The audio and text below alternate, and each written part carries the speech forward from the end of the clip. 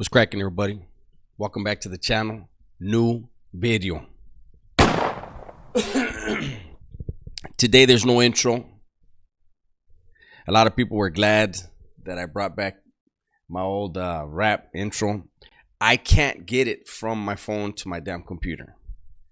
So it's stuck in my phone. Unless I record from my phone, I'll figure out how to do it. Somebody will probably be able to tell me in the comments. But anyways.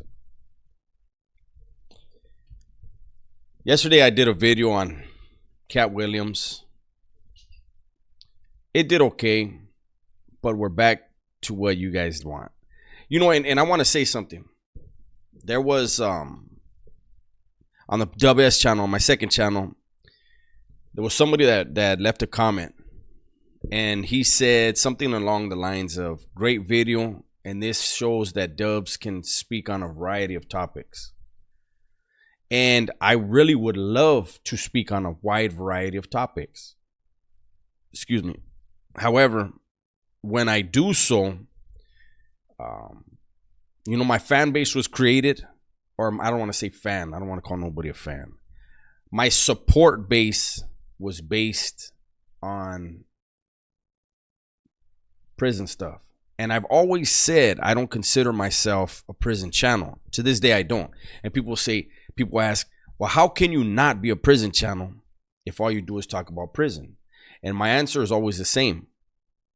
Had I grown up on the streets and played football, my channel would be about the streets and football. However, I made horrible decisions at a very young age, and for a very long time, and a huge part of my life, I made horrible decisions which left me behind the walls. I earned that. And so I can only talk about that which I know. You see, when I did that video the other day on the other channel, and I talked about Jumpsuit Pablo, he was talking about California prisons with zero understanding or idea of how our system works. And I said, I can't talk about, like, people ask me, hey, do something on Rikers Island. I was never there. People ask me, well, do something on the feds. I was never there. I was in the state. I have an understanding. I feel like I have a very, very in-depth understanding of the state. And so that's what I speak on. Now, today I wanted to speak about going to the hoyo, going to the hole. When you go to prison, within every prison, there is a jail. That jail is the hole. Ad seg. Within the prison is a prison, and that is the shoe, or that was the shoe. So we're going to talk today about maybe the difference, the feeling of going from the yard to ad seg. So prison is full of angry men, hopeless men. They'll never admit they're hopeless. They're not going to complain. 99.9% of them are not going to complain. But the fact that they do what they do shows that they have given up on the idea of living a normal life in society. That is hopelessness. And, you know, when people hear the term hopeless or hopelessness, they think immediately weakness. It's not what that is. Well, not in the sense that they're thinking. But it also isn't something that cannot be changed. Thousands and thousands of men who were hopeless have gotten out and have stayed out. But let's get back to the video. When you leave the county jail and you hit the reception center, you still do not have an understanding of what prison is when you're in reception. Yeah, there's going to be vatos there that, you know, they've been in the joint and they're on their way back or whatever. But reception is just kind of like you're just in flux. You're on pause for a second, waiting, right? Then you hit your yard, wherever you go. So my first yard I ever hit was New Folsom Beef Facility. You get there, you're going to get to the yard, and you're going to feel something different in the air than you felt in the county jail or in your reception center for the most part, right? But you get there, you get to meet the fellas, you get your care package, you start doing your program, you start doing your time, however that looks for you, right? Whoever you're under. Different factions move different, have different expectations. But whatever it is, whoever you're with, you start in your program under their parameters. If you keep your nose clean, keep your nose out of other people's business, you shut your mouth, you listen and look twice as much as you talk, you're going to be all right. You're going to see dudes that have been down 15, 16, 20 years. And they go to yard and they bust down like they're still fucking 18 years old. They go play handball, they play basketball. They're letting their stress out. And you'll get to know these dudes and know like this fool is a bona fide killer on the outside and the inside. Established. And he carries himself like with humbleness and you know, he's enjoying whatever sunshine he can get, whatever yard he can get, exercising, bullshitting. You're going to meet dudes that have been down 3 years, 5 years, 10 years, 20 years. And their energy is extremely negative. These guys have done the same. These two individuals that I just described to you, they've done the same amount of time, participated in the same type of activities and acts. And one is going to be bitter as hell. And the other one is going to be like, whatever. You know what I'm saying? And then, you know, when it comes time for you to do your thing, maybe something jumps off or just, you know, you were the guy that could get closest to somebody that they needed to touch up. You whack them, you do your thing, and then you go to the oil. Now you're in the hole. Now you're in that state.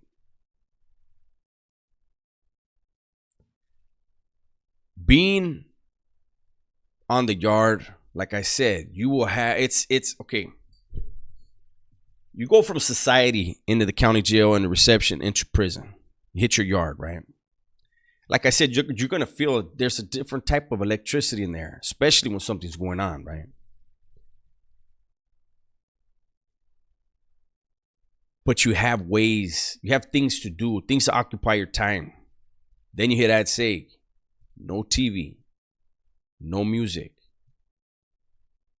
Those dudes are there because they have whacked somebody. They have killed somebody. They have done whatever they've done. And when you're in a level 4 180, whatever they did is serious.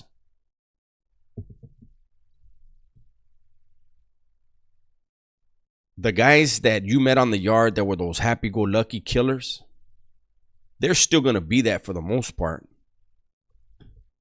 But the seriousness of the oil is different. And I'm going to talk from back when we had group yard. See, times have changed. They got the dog kennels, and maybe I'm going to talk about that. If you guys want, maybe I get to that and how that, I believe, came about, the dog runs. Where only you and your Sally go into basically a dog kennel, which you would see at the dog pound. They put men in there. 2 men if you have a Sally. If not, you're by yourself. But anyways, back in the days, you go, you're back there. And like I said, everybody's back there for violence. You'll meet dudes that are there and they've been in that hole 5, 6, 7 years because they're fighting a case they picked up. And they got a hung jury. They fought it again, got another hung jury. 3 strikes, 3 times they can try you. And you'll see them there. They don't want to be bullshitting. For the most part, dudes in ad seg are not playing. And that's why a lot of times, I remember when I first came in the system, they would show cariño. They would show love to somebody that was a youngster that didn't know any better. That, you know, instead of whacking this dude for maybe something he did that wasn't becoming, but wasn't enough to where at least he had the people around that had cariño, that weren't fucking snakes, that would say, you know what? Let's go send this vato on a mission. Let's at least ask him if he'll help the pad out. If he says yeah, cool. He'll learn a lesson. If he's smart, he's going to go to the oil. He's going to get around some motherfuckers that are not playing. They have nothing to lose. You don't have nothing to lose in prison, but when you're in the oil, especially in the old group yards, they are not playing. Nothing to lose. Dudes will go back there. And that's when you would start to see the change where I mentioned a couple people I met in prison. You know, where we started out together.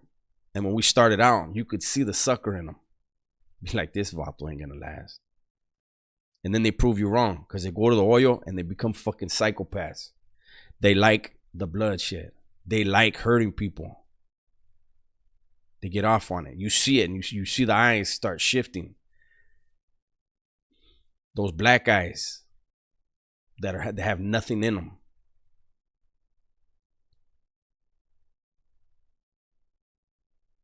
On a side note, you know, a scary thing for me is since I've been out, I've been told on 2 occasions by loved ones, you know, when I got in that incident last month, I was told that my eyes got that way. I've been told that twice. I've been in 2 incidents since I've been out, unfortunately. And both times I was told, hey, man, your fucking eyes were crazy. And it's unfortunate. I hate to hear that. But you see dudes like that they're like that every day in the joint, right? And again, I'm going back to the way things used to be when you would go out there. And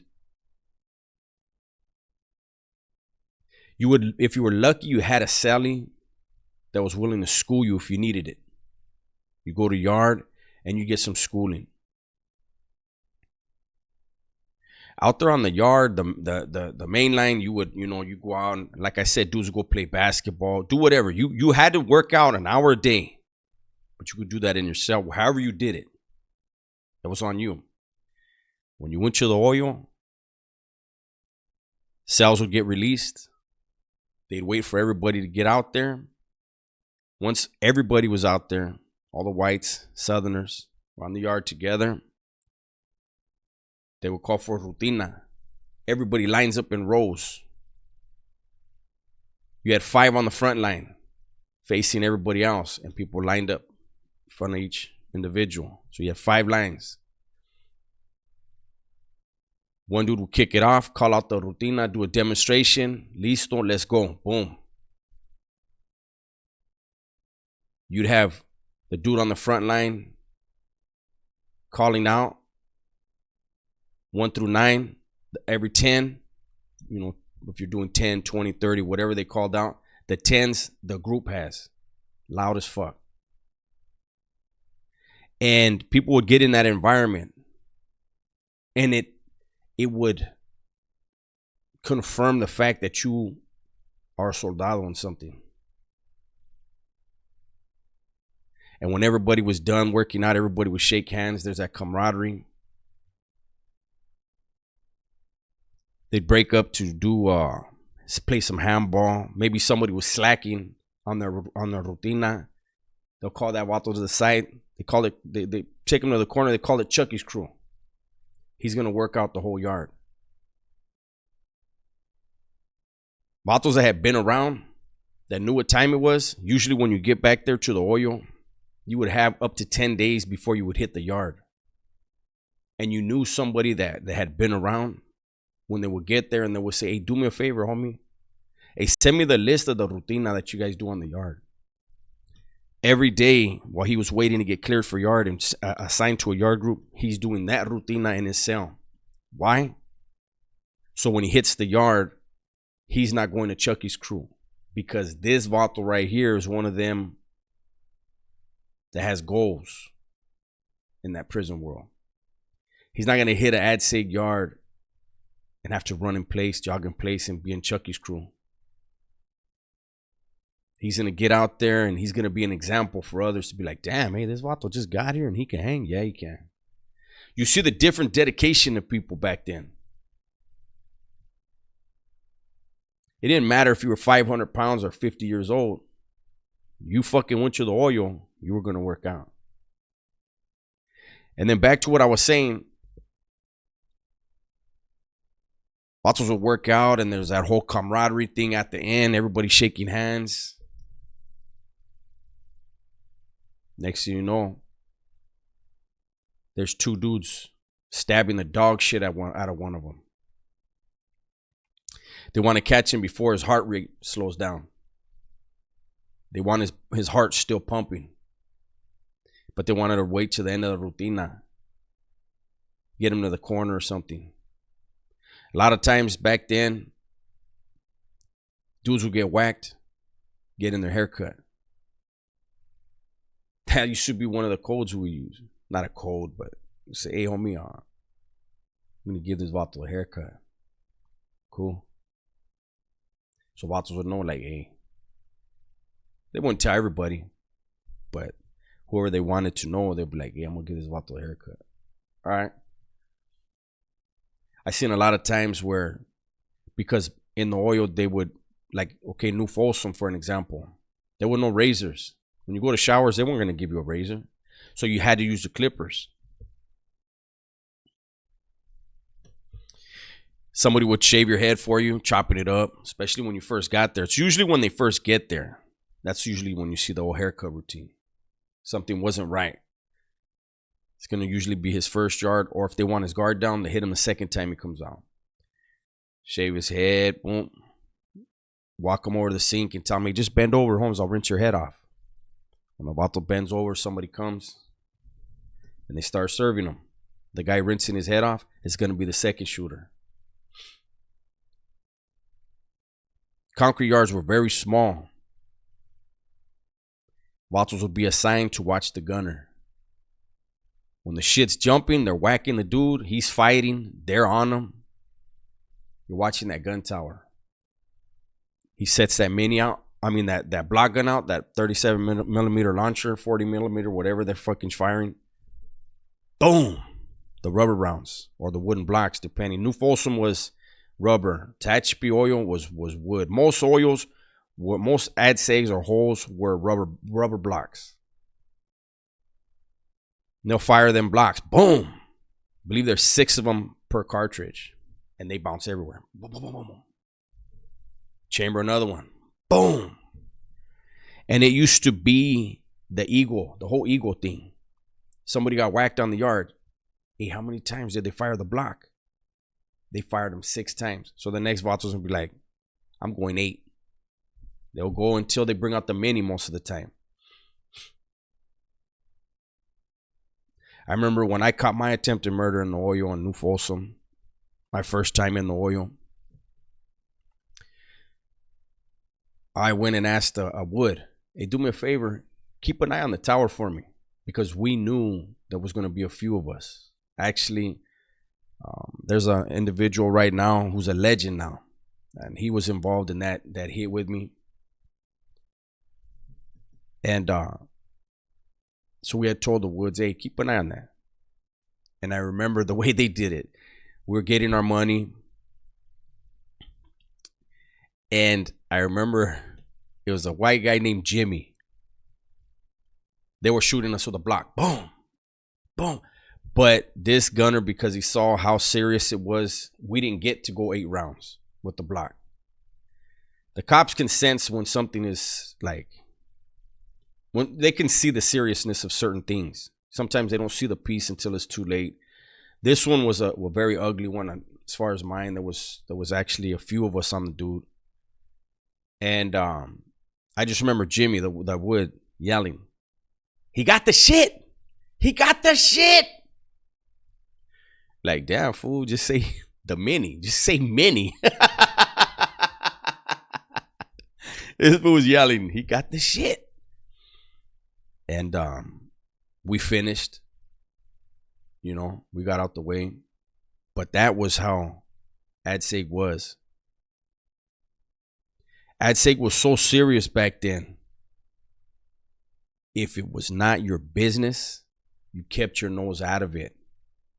Vatos dead. Vatos didn't want to speak back there. Vatos would get questioned about shit, and they knew if you're being asked a question, it's serious. You're involved. What do you know about this? We need to know right now.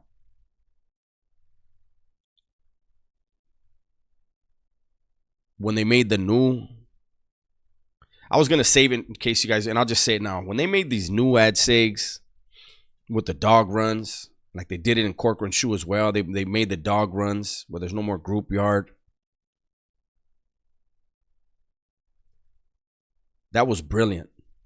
I think I know who was behind it, who gave the CDC the idea. It's a convict. It was somebody who I know to be extremely intelligent. Everyone who knows him to be that way. And it created so much chaos when they changed the AdSegs. Don't get me wrong, these new AdSegs are in some ways more dangerous. Some ways, but it's harder to get things done.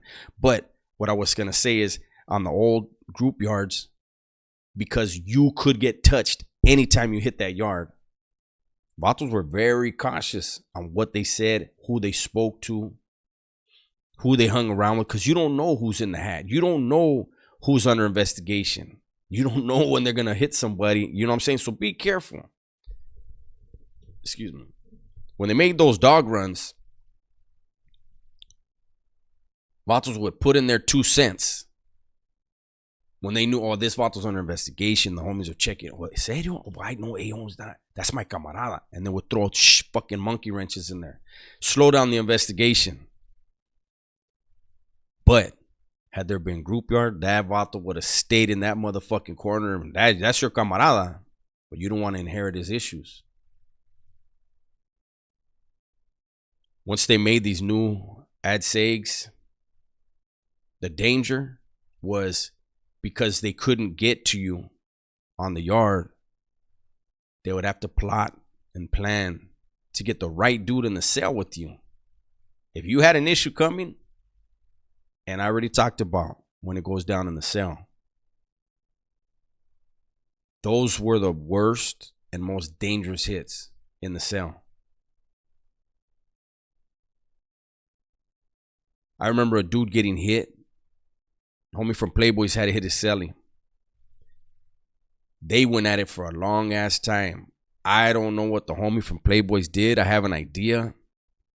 But his celly, he whacked the dog shit out of his celly. Vato went to the hospital for a while.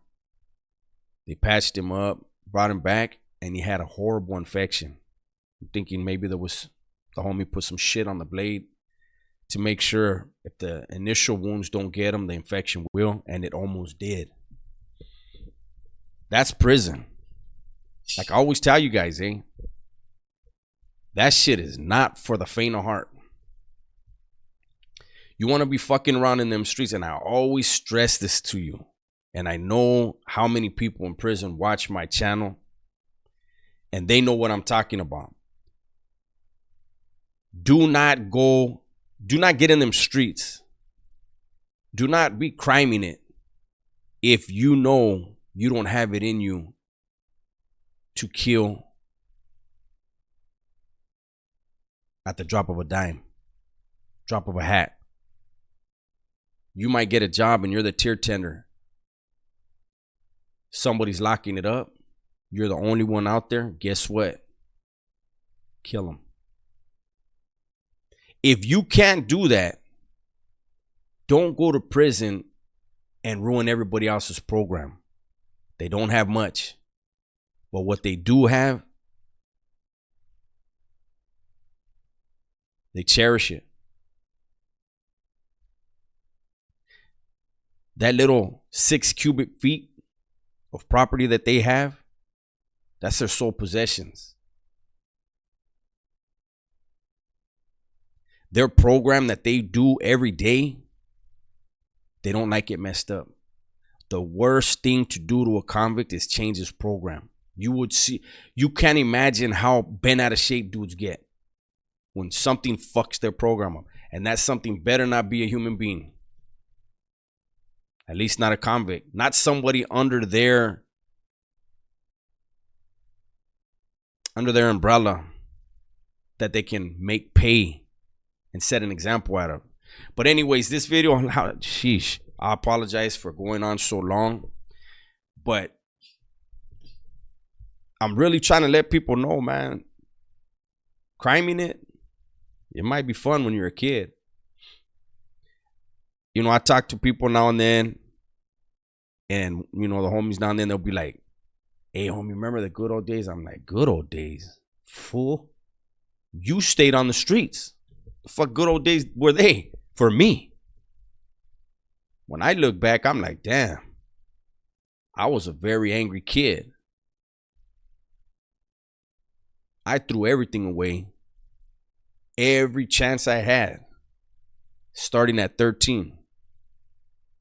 Juvenile hall. Group home. Camp. California Youth Authority. Get out 5 months and then do 24 and some change. I don't remember the good old days. So you need to make some good old days. Starting now, if you haven't already. But that's my video for today. Hopefully you guys enjoyed it. If you did, make sure you hit the like. Also, before I go, something I noticed when I was looking at my analytics. Only 45% of people that watch my videos are subscribed. What's going on with the rest of you, eh? Hit that subscribe button.